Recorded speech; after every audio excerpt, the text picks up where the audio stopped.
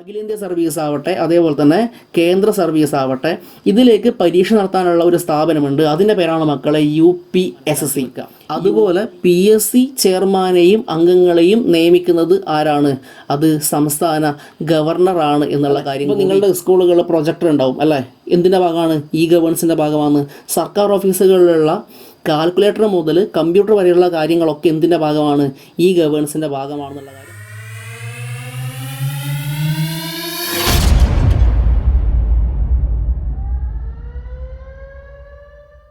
അപ്പോൾ നമ്മൾ കഴിഞ്ഞ ക്ലാസ്സിൽ എന്താണ് ഉദ്യോഗസ്ഥ വൃന്ദം എന്നും അതിൻ്റെ സവിശേഷത എന്ത് ചെയ്തു നമ്മൾ കഴിഞ്ഞ ക്ലാസ്സിൽ പറഞ്ഞു വെച്ചു. അപ്പോൾ അതിൻ്റെ ബാക്കിയുള്ള കാര്യം നമുക്ക് എന്ത് ചെയ്യാം, ഇന്ന് നോക്കാം.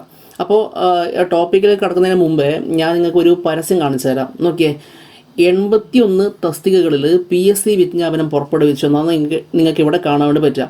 എന്താണ് ഈ വിജ്ഞാപനം എന്ന് പറഞ്ഞാൽ? വിജ്ഞാപനം എന്ന് പറഞ്ഞാൽ മനസ്സിലാക്കി വെക്കാം മക്കളെ, വിവിധ സർക്കാർ വകുപ്പിലേക്ക് എന്ത് ചെയ്യുക, ഉദ്യോഗസ്ഥന്മാരെ തിരഞ്ഞെടുക്കുന്നതിനുള്ള ഏറ്റവും ആദ്യത്തെ പടി അതാണെന്ന് വിജ്ഞാപനം പുറപ്പെടുവിക്കുക എന്ന് പറയുന്നത്. എന്ന് പറഞ്ഞാൽ പരസ്യം നൽകുക. മനസ്സിലായില്ല? ഇന്നിന്ന വകുപ്പുകളിലേക്ക് ഇന്നിന്ന തസ്തികയിലേക്ക് ഇത്ര ആൾക്കാരെ വേണമെന്ന് പറഞ്ഞുകൊണ്ട് എന്ത് ചെയ്യും, പരസ്യം പുറപ്പെടുവിക്കും. ഇതാണ് വിജ്ഞാപനം എന്നതുകൊണ്ട് ഉദ്ദേശിക്കുന്നത്. അതിനുശേഷം നടക്കുന്ന നടപടി എന്താണ്? പിന്നീട് മത്സര പരീക്ഷകൾ നടത്തും. അതിനുശേഷം അഭിമുഖം നടത്തും അല്ലേ? അതിൻ്റെ അടിസ്ഥാനത്തിൽ എന്ത് ചെയ്യുക, ഏറ്റവും യോഗ്യരായിട്ടുള്ള ആൾക്കാർ എന്ത് ചെയ്യും, പിന്നീട് തിരഞ്ഞെടുക്കും. ഓക്കെ അല്ലേ? അപ്പോൾ ഇതാണ് അതിൻ്റെ ഒരു ഓർഡർ എന്നുള്ള കാര്യം മനസ്സിലാക്കി വെക്കുക. ഇങ്ങനെ തിരഞ്ഞെടുക്കപ്പെടുന്ന ആൾക്കാരെല്ലാം എന്തിൻ്റെ ഭാഗമായിരിക്കും? ഇന്ത്യൻ സിവിൽ സർവീസിൻ്റെ ഭാഗമായിരിക്കും. ഇതിനൊരു വർഗീകരണം ഉണ്ട്. അതായത് ഇന്ത്യൻ സിവിൽ സർവീസിനെ നമുക്ക് എന്ത് ചെയ്യാം, ഒന്ന് വർഗീകരിക്കാം. അത് 3 രീതിയിലാണ് മക്കളെ. ഒന്നാമതായിട്ട് അഖിലേന്ത്യാ സർവീസ്, രണ്ടാമതായിട്ട് കേന്ദ്ര സർവീസ്, മൂന്നാമതായിട്ട് സംസ്ഥാന സർവീസ്.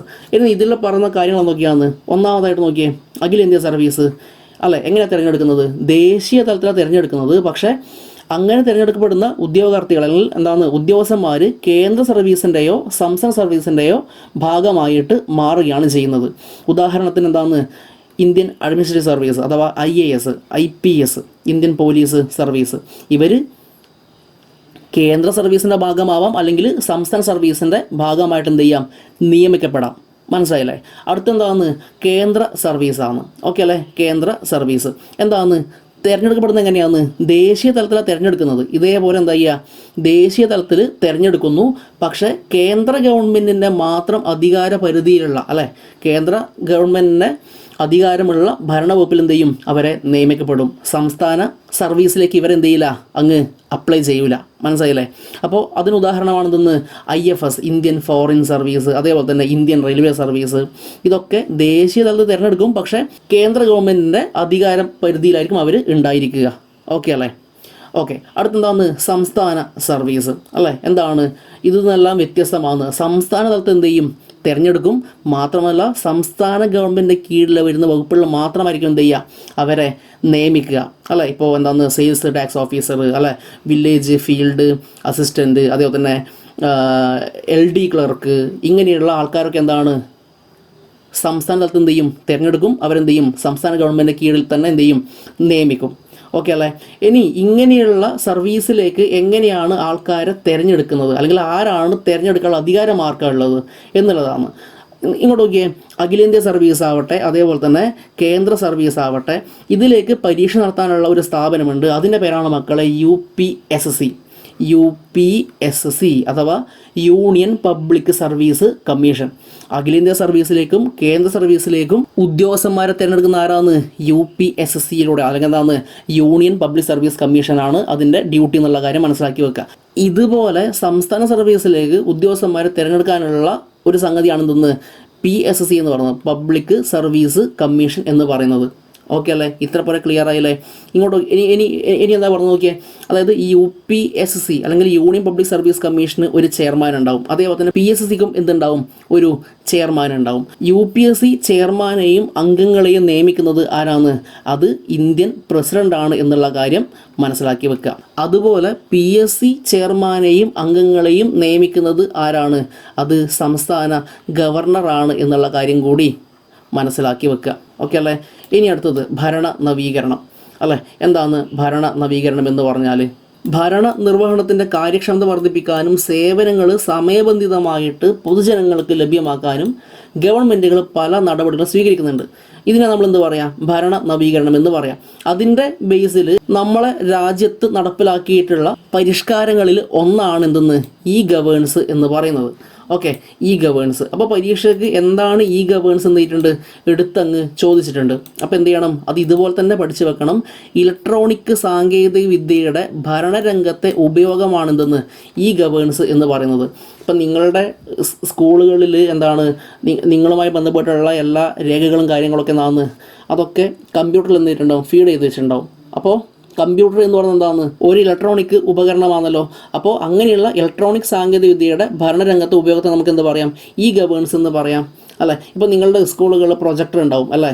എന്തിൻ്റെ ഭാഗമാണ്? ഇ ഗവേൺസിൻ്റെ ഭാഗമാണ്. സർക്കാർ ഓഫീസുകളിലുള്ള കാൽക്കുലേറ്റർ മുതൽ കമ്പ്യൂട്ടർ വരെയുള്ള കാര്യങ്ങളൊക്കെ എന്തിൻ്റെ ഭാഗമാണ്?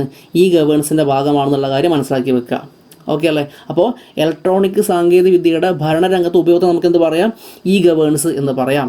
ഇനി ഈ ഇ ഗവേൺസ് കൊണ്ടുള്ള നേട്ടങ്ങൾ എന്തൊക്കെയാണ് എന്നുള്ളതാണ് പിന്നീട് നമുക്ക് പറയാനുള്ളത്, അല്ലേ? ഇതും എന്ത് ചെയ്യണം? നിർബന്ധമായിട്ടും പഠിച്ചു വെക്കണം. ഒന്നാമതായിട്ട് വിവര സാങ്കേതിക വിദ്യയുടെ സഹായത്താൽ സേവനം നേടാൻ വേണ്ടി പറ്റും, തീർച്ചയായിട്ടും, അല്ലേ? എന്താണ് IT-യുടെ സഹായത്തോടു കൂടി എന്ത് ചെയ്യുക? നമുക്ക് സേവനം നേടാൻ വേണ്ടി പറ്റും. അതേപോലെ തന്നെ സേവനത്തിന് വേണ്ടിയിട്ട് സർക്കാർ ഓഫീസ് എന്ത് ചെയ്യേണ്ട ആവശ്യമില്ല, കാത്തു നിൽക്കേണ്ട ആവശ്യമില്ല. ഇപ്പോൾ പണ്ടൊക്കെ ആണെങ്കിൽ നമുക്ക് കാണാണ്ട് പറ്റും. ഇപ്പോൾ ഏതെങ്കിലും സർട്ടിഫിക്കറ്റ്, ഇപ്പോൾ ഒരു ഇൻകം സർട്ടിഫിക്കറ്റ് വേണമെന്ന് വിചാരിക്കുക, നമ്മൾ നേരെ എങ്ങോട്ടേക്ക് പോവുക? വില്ലേജ് ഓഫീസിലേക്കാണ് പോവുക, അല്ലേ? ഇപ്പം അതൊന്നും ആവശ്യമില്ല. ഇപ്പം നമ്മൾ നേരെ എങ്ങോട്ട് പോയാൽ മതി? അക്ഷയ കേന്ദ്രത്തിലേക്ക് പോയാൽ മതി.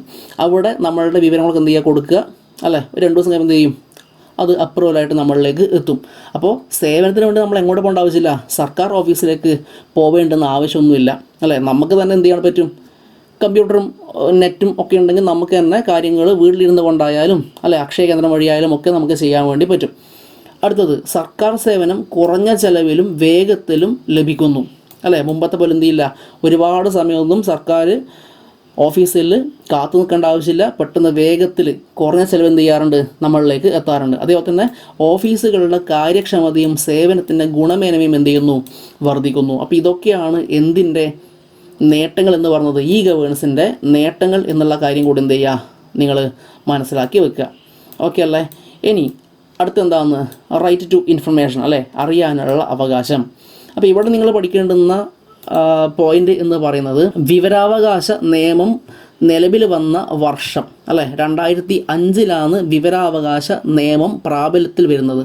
ഇനി ഈ വിവരാവകാശ നിയമം വരാനുണ്ടായിട്ടുള്ള ഒരു സംഘടന അതിവിടെ പറയുന്നുണ്ട്. രാജസ്ഥാനിലെ മസ്ദൂർ കിസാൻ ശക്തി സംഘാതൻ എന്ന സംഘടന നടത്തിയുള്ള പ്രവർത്തനങ്ങളാണ് വിവരാവകാശ നിയമത്തിലേക്ക് നയിച്ചത്, അല്ലേ?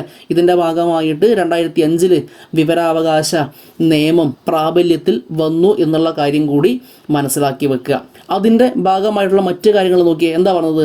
വിവരാവകാശ നിയമപ്രകാരമുള്ള അധികാരങ്ങൾ പ്രയോഗിക്കാനും നിർവഹിക്കാനും സംസ്ഥാന തലത്തിലും കേന്ദ്ര തലത്തിലും വിവരാവകാശ കമ്മീഷന് രൂപം നൽകിയിട്ടുണ്ട്, അല്ലേ? മുഖ്യ വിവരാവകാശ കമ്മീഷണറും 10-ൽ കവിയാത്ത അംഗങ്ങളും വിവരാവകാശ കമ്മീഷനിൽ ഉണ്ടായിരിക്കുമെന്നാണ് പറഞ്ഞത്. എന്ന് പറഞ്ഞാൽ കേന്ദ്ര തലത്തിലും സംസ്ഥാന തലത്തിലും എന്തുണ്ട്? വിവരാവകാശ കമ്മീഷൻ ഉണ്ട്, അല്ലേ? അതിൽ എത്ര അംഗങ്ങളാണ് ഉണ്ടാവുക? ഒരു വിവരാവകാശ കമ്മീഷനും 10-ൽ കുറയാത്ത അംഗങ്ങളും ഉണ്ടായിരിക്കും. നിങ്ങളുടെ സ്കൂളിലെ ലൈബ്രറിയിൽ എത്ര പുസ്തകങ്ങളുണ്ട്, അല്ലേ? അപ്പോൾ അതുമായി ബന്ധപ്പെട്ടിട്ട് നിങ്ങൾക്ക് അറിയുന്ന വിവരങ്ങളെല്ലാം എന്ത് ചെയ്യാം? നിങ്ങൾക്ക് ഈ രീതിയിൽ വിവരാവകാശ നിയമം വെച്ചുകൊണ്ട് നിങ്ങൾക്ക് ചോദിക്കാൻ വേണ്ടി പറ്റും, അല്ലേ? അപ്പോൾ അങ്ങനെ ആവശ്യപ്പെടുന്ന വിവരങ്ങൾക്ക് എന്ത് ചെയ്യണം? കൃത്യസമയത്തിനൊക്കെ എന്ത് ചെയ്യണം? മറുപടി തരണം, അല്ലേ?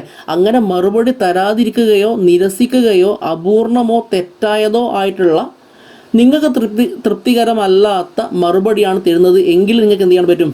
വീണ്ടും വിവരാവകാശ കമ്മീഷന് അപ്പീൽ നൽകാവുന്നതാണ്, അല്ലേ? ഇത് കമ്മീഷന് ബോധ്യപ്പെടുകയാണ് എങ്കിൽ വിവരങ്ങൾ നൽകുന്നത് വരെ ഓരോ ദിവസവും ബന്ധപ്പെട്ട ഉദ്യോഗസ്ഥനുമേൽ 250 രൂപ വീതം പിഴ ചുമത്താനുള്ള അധികാരം ആർക്കുണ്ട്?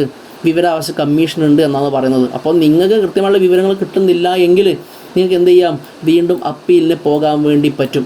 ഓക്കെ, അപ്പോൾ ഇങ്ങനെയുള്ള വിവരാവകാശ നിയമവും കാര്യങ്ങളൊക്കെ നിലവിൽ വന്ന വർഷം 2005 എന്നുള്ള കാര്യം മനസ്സിലാക്കി വെക്കുക. അതിന് കാരണമായിട്ടുള്ള സംഘടനയാണ് ഏത്? രാജസ്ഥാനിലെ മസ്ദൂർ കിസാൻ ശക്തി സംഘാതൻ എന്ന് പറയുന്നത്. അതേപോലെ തന്നെ സംസ്ഥാന തലത്തിലും കേന്ദ്ര തലത്തിലും എന്തുണ്ട്? വിവരാവകാശ കമ്മീഷനുകളുണ്ട് എന്ന് മനസ്സിലാക്കി വെക്കുക. അതേപോലെ തന്നെ ഇങ്ങനെയുള്ള കമ്മീഷന് ഒരു മുഖ്യ വിവരാവകാശ കമ്മീഷണറും 10-ൽ കവിയാത്ത അംഗങ്ങളും ഉണ്ടാകുമെന്നുള്ള കാര്യം കൂടി മനസ്സിലാക്കി വെക്കാം. അപ്പോൾ ഇത്ര പോലെയാണ് ഇന്ന് നമുക്ക് പറയാനുള്ളത്. നമുക്ക് എന്ത് ചെയ്യാം, അടുത്ത ക്ലാസ്സോട് കൂടിയിട്ട് ഈ ഒരു ചാപ്റ്റർ അങ്ങ് തീർക്കാം. അപ്പോൾ എന്ത് ചെയ്യുക, ക്ലാസ് ഉപകാരപ്പെട്ടു എന്ന് തോന്നുകയാണെങ്കിൽ അതൊന്ന് സുഹൃത്തുക്കൾ എന്ത് ചെയ്യുക, ഷെയർ ചെയ്ത് കൊടുക്കുക. അതേപോലെ തന്നെ ചാനൽ സബ്സ്ക്രൈബ് ചെയ്യുന്ന കാര്യം ഒന്ന് പരിഗണിക്കുക.